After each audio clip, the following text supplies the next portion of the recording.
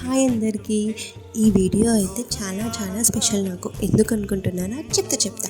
మేమైతే కొత్త ఇల్లు కట్టేసుకుంటున్నాము. ఈరోజు మా కొత్త ఇంటికి గడప పెడుతున్నాం. అదే అండి, మెయిన్ డోర్ పెడుతున్నాము.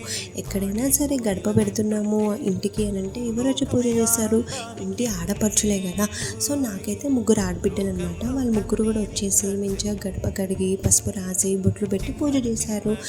నెక్స్ట్ మేము కూడా పూజ చేసాం. పూజ మొత్తం కంప్లీట్ అయినాక గడపకైతే హారతి ఇచ్చి హారతి ప్లేట్ పట్టుకొని అయితే లోపలికి వెళ్ళిపోయాము.